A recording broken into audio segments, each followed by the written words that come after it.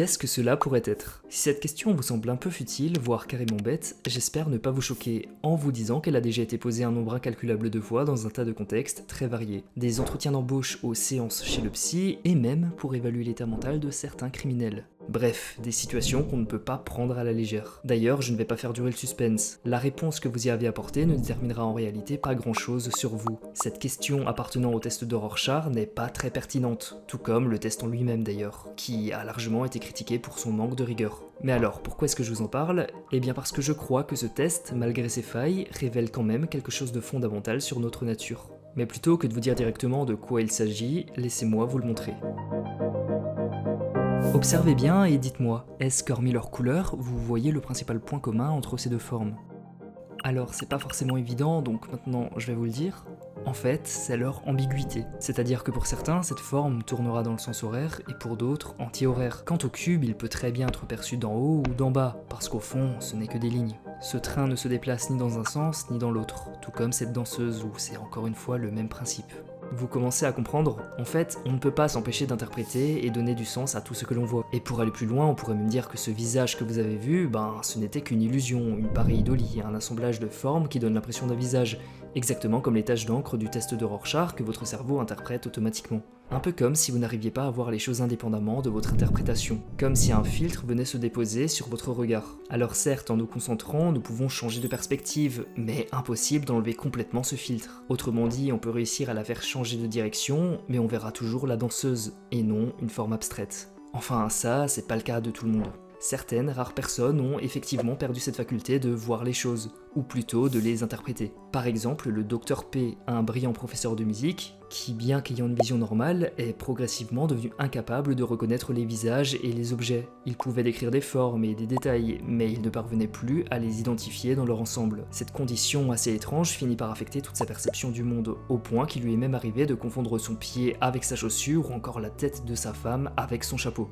Mais heureusement, nous ne sommes pas comme le Dr P. J'ai même envie de dire que nous sommes son exact opposé. Là où lui est devenu incapable d'identifier les visages et d'interpréter les formes qu'il aperçoit, nous ne pouvons nous empêcher de donner du sens à ce que l'on observe, en voyant des visages dans les nuages, les rochers, les fleurs, en trouvant des significations dans les disputes, en catégorisant les gens en gentils ou méchants, en fonction de nos propres filtres. D'ailleurs, on fait même ça avec les animaux et on en arrive même à ressentir de l'empathie pour des objets, pour vous dire l'absurdité du truc.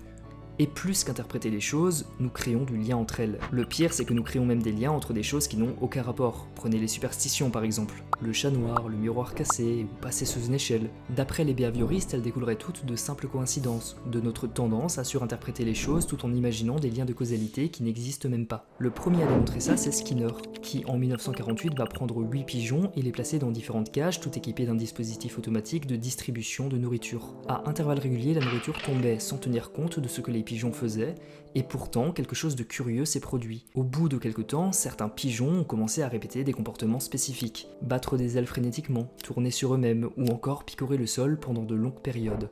Mais pourquoi faisaient-ils ça? Eh bien parce qu'ils avaient associé par pure coïncidence l'apparition de la nourriture avec leurs actions du moment. Ils avaient fini par croire que leurs gestes déclenchaient le repas, comme s'ils possédaient en quelque sorte un pouvoir magique sur le distributeur. Alors oui, on pourrait simplement considérer les pigeons comme stupides, mais est-ce vraiment si différent de ce que nous faisons? Quand nous croisons les doigts avant un examen, ou portons telle tenue pour attirer la chance, n'adoptons-nous pas nous aussi des comportements superstitieux, comme cherchant désespérément un peu de contrôle dans un monde qui, en réalité, échappe à notre emprise? La peur ou la volonté de gagner beaucoup d'argent, c'est la même famille. On se berce de la douce illusion que le monde a un sens. Le monde n'est fait qu'irrationalité. Et on essaye d'ordonner tout cela. Et en essayant de gagner le vendredi 13, c'est comme si le monde était prédictible. Les pigeons adoptent le comportement superstitieux qui, croyaient-ils, leur permettait d'être nourris. Nous adoptons le comportement superstitieux qui, apparemment, nous permettrait d'avoir de la chance, de réussir un examen, de ne pas finir maudit ou encore de tomber sur l'amour de notre vie en likant un TikTok. En temps normal, tous ces petits rituels ne sont pas bien méchants, ils peuvent même être rassurants et bénéfiques pour nous. Mais malheureusement, c'est aussi par ce même besoin de contrôle que nous pouvons commencer à croire en des charlatans. La santé, l'avenir, la prospérité financière, tant de choses sur lesquelles il est difficile d'avoir le contrôle. À titre d'exemple, j'aimerais vous parler de cet homme, Peter Popoff. Peut-être que ce nom ne vous évoque rien. Et pourtant, il prétend avoir guéri des milliers de personnes. Mal de dos, cancer, dette étouffante. Avec lui, tout disparaissait comme par magie. Mais là où il était encore plus fort, c'était pour impressionner les foules. Tel un mentaliste, il dévoilait des tas d'informations personnelles sur des gens qu'il n'avait jamais rencontrés. You got cancer of the stomach? Here it goes in the mighty. Devil, back off. Back off, devil! Woo. Hallelujah! Hallelujah! You really believe you're healed? Yes. You think your cancers are gone now? Yes, I believe that because God never lies. Is it Gould? Alice Gould? He knew their names, Stand up, Alice. as well as the afflictions they'd come to cure. God is touching that thyroid condition right now. He also knew the personal details of their To lives. hear good news from Charles. Alors, comment faisait-il? Eh bien, apparemment, il aurait reçu un don du ciel. Mais, presque ironiquement, ce don divin ne lui suffisait pas. Il voulait recevoir plus de dons. Cette fois-ci, les vôtres. I did exactly what you told me. The same day I received enough money to pay all of my bills.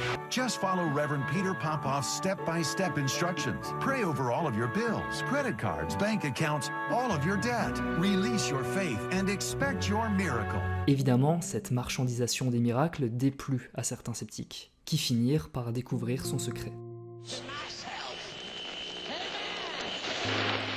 Hello, Petey, can you hear me? If you can't, you're in trouble. Vous l'avez compris, c'était en fait sa femme qui lui transmettait toutes ces informations via une oreillette. She wants to get rid of the walker.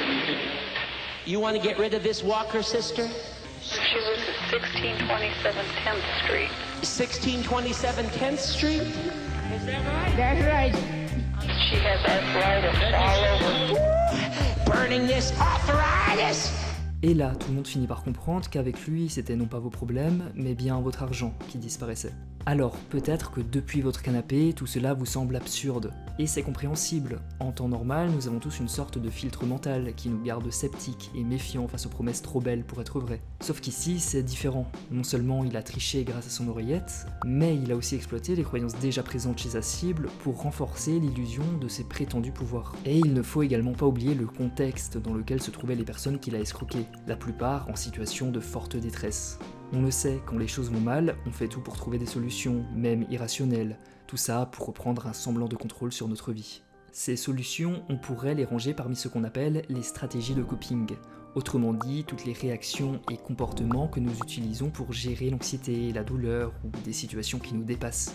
Dans ce genre de moment, c'est alors crucial de se tourner vers des stratégies qui ont un impact bénéfique pour nous sur le long terme et non pas celles qui nous détruisent.